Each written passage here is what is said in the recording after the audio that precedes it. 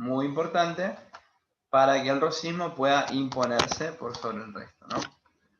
Así que bueno, como les dije, era muy difícil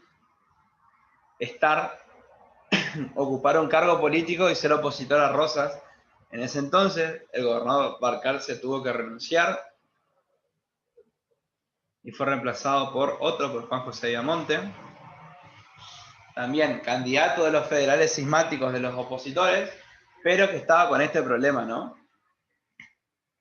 Quienes apoyaban a Rosas, la Sociedad Popular Restauradora, recuerden que vimos, que fue una asociación donde se agruparon los seguidores de Rosas, liderada por su mismísima esposa, por Encarnación Ezcurra, que podríamos decir como que estaba cuidándole los asuntos políticos mientras él estaba en el sur, en la Patagonia. La acción directa, la violencia, como les dije, las amenazas, el hostigamiento, fue la forma en la cual este grupo pudo imponerse. Los opositores tuvieron que comenzar a exiliarse, y fíjense que todavía estamos hablando que Rosas no era gobernador, sino era la misma acción de sus seguidores, y obviamente que todo esto debilitaba al gobierno cada vez más. La misma sala de representantes sabía o comprendía que la única persona capaz de gobernar en paz, podríamos decir, Buenos Aires, era Rosas, de que sus seguidores no iban a parar hasta que Rosas vuelva a ser el gobernador. Capaz ustedes piensan, pero ¿cómo no lo detenían? Porque bueno, el apoyo a Rosas era masivo, sobre todo en los sectores populares. Por ahí había muchos federales opositores que, si bien eran los menos, ocupaban cargos importantes, eran personas de importancia en la ciudad. Pero la mayoría de la población estaba a favor de Juan Manuel de Rosas y era capaz de matar o morir por su líder, ¿no? Entonces ahí estaba, era muy difícil gobernar así, era muy difícil que el gobierno esté legitimado. Y por ahí lo que la sala de representantes no quería, y esto es incomprensible también, porque para cualquier institución democrática, o al menos que intentaba hacerlo, es inconcebible que una sola persona pueda ejercer el poder público, el poder ejecutivo y el poder legislativo y ser juez también, ¿no? Como es lo que pretendía hacer Rosas durante esta etapa. Entonces, al no elegirlo o al rechazarle las facultades extraordinarias, Rosas no quería asumir el cargo, o sea, era todo o nada. Así que durante estos años es que fueron asumiendo, fueron pasando estos diferentes gobernadores que no duraban en el cargo porque la situación política era bastante complicada, ¿no? Incluso hasta los más fervientes seguidores a Rosas no podían, no podían controlar, podríamos decirlo, sí, controlar a esta gente, a este movimiento político, por lo cual terminaban fracasando. Mientras en Buenos Aires estaban peleándose durante estos años, Rosas dirigió, como les dije, una campaña contra los indígenas para conquistar más terreno. Obviamente que todo este terreno, todos estos territorios fueron a manos de muy pocos terratenientes, muy pocos hacendados. Ustedes saben el problema que es el reparto de la tierra en la Argentina. Y bueno, imagínense que las mejores tierras de la llanura pampeana quedaron gracias a todos estos avances que se hacían contra los indígenas en muy pocas manos. Particularmente el objetivo de esta campaña era la de poder llegar hasta lo que hoy es la provincia de Río Negro. Buenos Aires, obviamente, que en ese entonces no era tan grande como hoy en día. Y por eso que vamos a ver que ya desde la década de 1820, después con Rosas, ni que hablar con el presidente Julio Argentino Roca más adelante, la idea era incorporar estos territorios para seguir fomentando el modelo agroexportador, ¿no? Que, como nosotros ya vimos, era nada más y nada menos que la cría de ganado. Vacuno en su mayoría, pero también existió el ganado ovino, de las ovejas. Este proyecto, fíjense cómo es la política, de que obviamente era necesario financiar esta expedición para pagarle, contratar soldados, pagarles, comprar alimentos, municiones, es decir, todo lo que conlleva una campaña militar.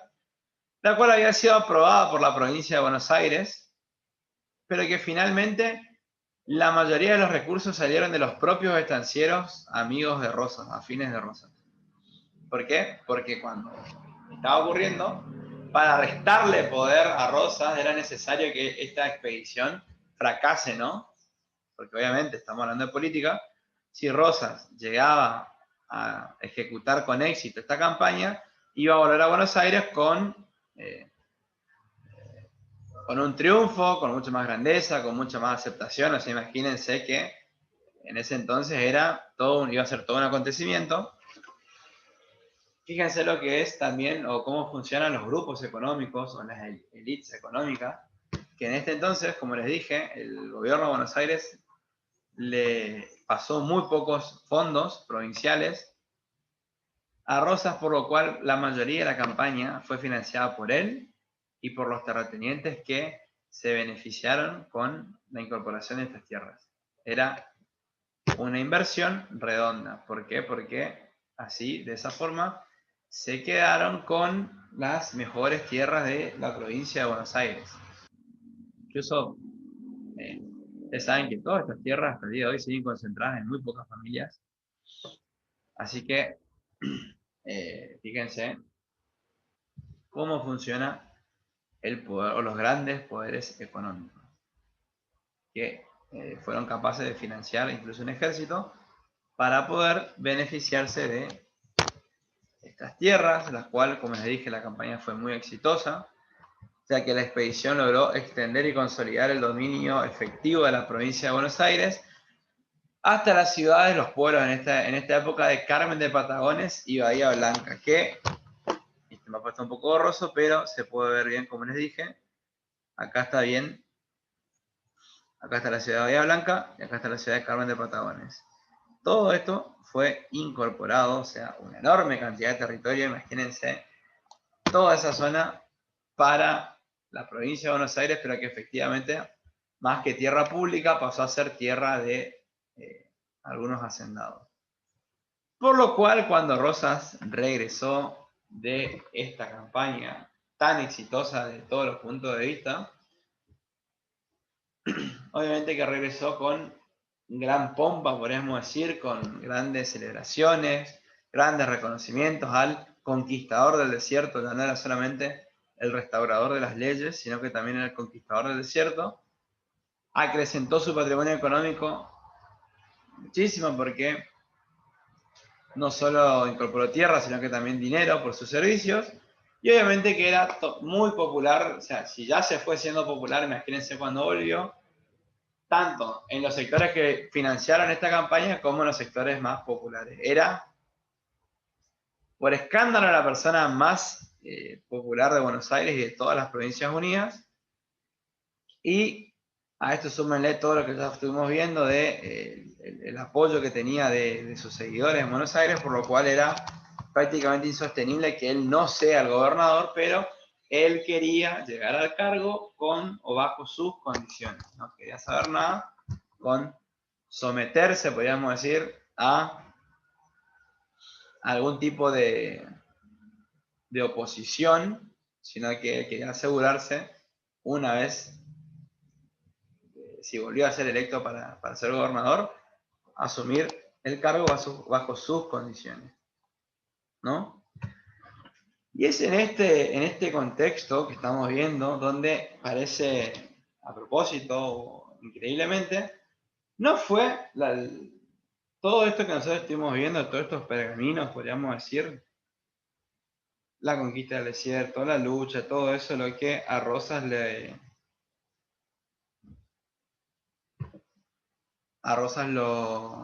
catapultó, podríamos decir, a la segunda gobernación, sino que fueron hechos en el interior. ¿Por qué? Porque si bien en el interior de las provincias, piensen, recuerden las provincias de Salta, Tucumán, Santiago del Estero, Córdoba, las que en su momento habían pertenecido a la Liga Unitaria, si bien esta liga ya había desaparecido y los unitarios habían sido virtualmente derrotados, esto no quiso decir que los enfrentamientos cesen. ¿Por qué? Porque incluso hasta los mismos gobernadores que se decían ser federales o aliados a Rosas, había rispideces entre ellos, disputas. Y fue particularmente un hecho en particular, perdón, valga la redundancia, particularmente un hecho ocurrido en el norte de la Confederación Argentina, entre los gobernadores de Salta y de Tucumán, una disputa sobre todo por límites, por tierras, la que va a desencadenar el regreso de Rosas a la gobernación. ¿Por qué? Porque para solucionar este conflicto entre los dos gobernadores, fíjense, el gobernador de Salta, Pablo Latorre, y de Tucumán, Alejandro Heredia, y apelando al pacto federal, apelando a esta idea de que las provincias unidas del Río de la Plata, si bien no había una organización nacional, iban a tratar de solucionar sus conflictos mediante charlas, podríamos decir, o no charlas, sino mediante la paz.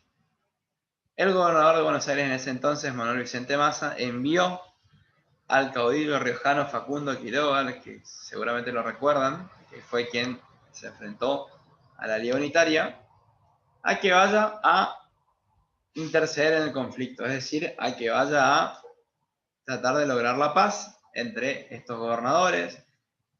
Quiroga era un federal raso, podríamos decir, nato, muy leal a Rosas y a la causa, por lo cual aceptó sin problemas ir hacia allá.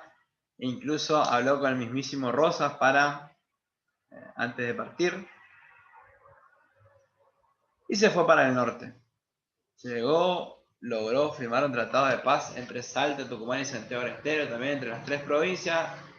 O sea, eso ya después lo van a leer mejor. Lo que quiero decir es que este conflicto fue solucionado. Pero el problema fue que a su regreso, y a pesar de las diferentes advertencias que había sobre la posibilidad de que haya algún tipo de problema, un atentado, algo, porque bueno, recuerden que estamos hablando de que el país, si bien los unitarios habían sido derrotados, estábamos en medio de todavía de una guerra civil, podríamos decir, o fuera de Buenos Aires no se sabía bien cuán grande era la fuerza de los unitarios. Facundo Quiroga fue interceptado en Córdoba, en una región conocida como Barranca Yaco, y ahí es asesinado. Es un hecho de la historia argentina que todavía no está del todo esclarecido y hay 1.000.000 de teorías conspirativas. Por ahí la más aceptada y la más usada y la que más convenció en esa época y que le sirvió a Rosas fue de que los unitarios lo emboscaron al Facundo Quiroga al ser un gran exponente, uno de los más importantes exponentes del federalismo y aliado a Rosas. El asesinarlo a él era un golpe directo a Rosas, ¿no? Era no solo a Rosas, sino a todo el federalismo.